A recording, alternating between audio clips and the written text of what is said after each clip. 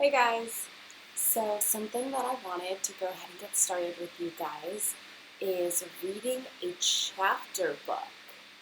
A chapter book is a little bit bigger than what we normally do when we're together in class, but I thought that I could just break it into a couple of different chunks. You could listen to a little bit every single day, and it would just be really cool and fun and exciting for us to do.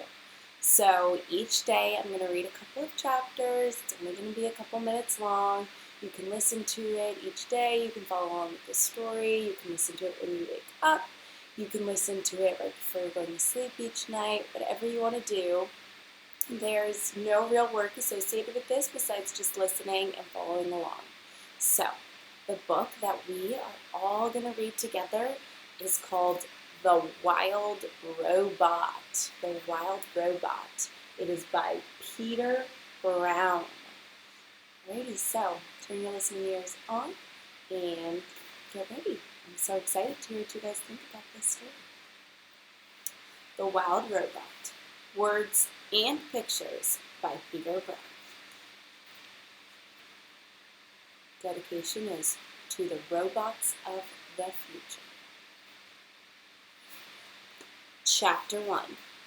The Ocean. Our story begins on the ocean, with wind and rain and thunder and lightning and waves. A hurricane roared and raged through the night, and in the middle of the chaos, a cargo ship was sinking down, down, down to the ocean floor. The ship left hundreds of crates floating on the surface, but as the hurricane thrashed and swirled and knocked them around, the crates also began sinking into the depths, one after another. They were swallowed up by waves until only 5 crates remained. By morning, the hurricane was gone. There were no clouds, no ships, no land in sight. There was only calm water and clear skies, and those 5 crates lazily bobbing along the ocean current. Days passed, and then a smudge of green appeared on the horizon. As the crates drifted closer, the soft green shapes slowly sharpened into the hard edges of a wild, rocky island. The first crate rode to shore on a tumbling, rumbling wave, and then crashed against the rocks with such force that the whole thing burst apart. Now, reader, what I haven't mentioned is that a tightly packed inside each crate was a brand new robot. The cargo ship had been transporting hundreds of them before it was swept up in the storm. Now, only 5 robots were left. Actually, only 4 were left, because when that first crate crashed against the rocks, the robot inside shattered to pieces. The same thing happened to the next crate. It crashed against the rocks, and robot parts flew everywhere. Then it happened to the next crate, and the next. Robot limbs and torsos were flung onto ledges. A robot head splashed into a tide pool. A robot foot skittered onto the waves. And then came the last crate. It followed the same path as the others, but instead of crashing into the rocks, it sloshed against the remains of the first 4 crates. Soon, more waves were heaving it up out of the water. It soared through the air, spinning and glistening until it slammed down onto a tall shelf of rock. The crate was cracked and crumpled, but the robot inside was safe.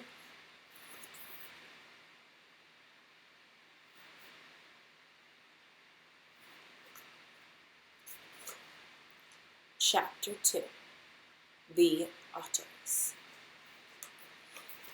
The island's northern shore had become something of a robot gravesite.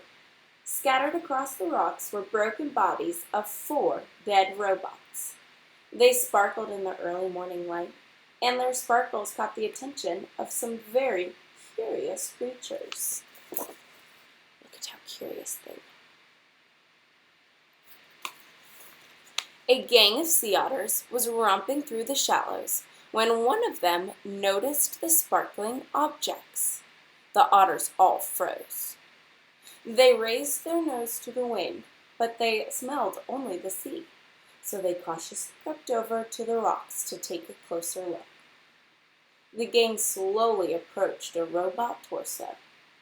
The biggest otter stuck out his paw, swatted the heavy thing, and quickly jumped back. But nothing happened. So they wriggled over to a robot hand. Another brave otter stuck out her paw and flipped the hand over. It made a lovely clinking sound on the rocks, and the otters squeaked with delight. They spread out and played with the robot arms and legs and feet. More hands were flipped. One of the otters discovered a robot head in the tide pool, and they all dove in and took turns rolling around the bottom. And then they spotted something else. Overlooking the gravesite was the one surviving crate. Its sides were scraped and dented, and a wide gash ran across its top. The otter scampered up the rocks and climbed onto the big box. 10 furry faces poked through the gash, eager to see what was inside. What they saw was a brand new robot. But this robot was different from the others. It was still in one piece, and it was surrounded by spongy, packing foam. The otters reached through the gash and tore at the foam. It was so soft and squishy. They squeaked as they snatched the fluffy stuff. Shreds of it floated away on the sea breeze. And in all the excitement, one of their paws accidentally slapped an important little button on the back of the robot's head. Click. It took a while for the otters to realize that something was happening inside the crate, but a moment later, they heard it. A low whirring sound.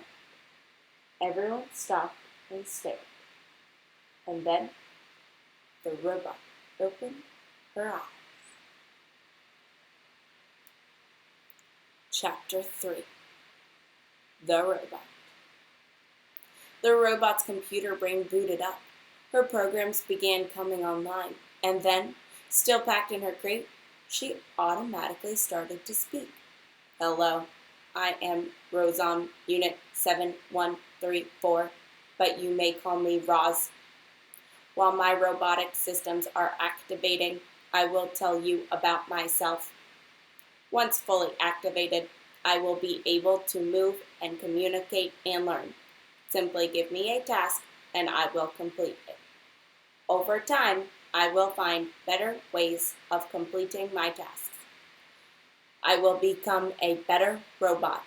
When I am not needed, I will stay out of the way and keep myself in good working order. Thank you for your time. I am now fully activated.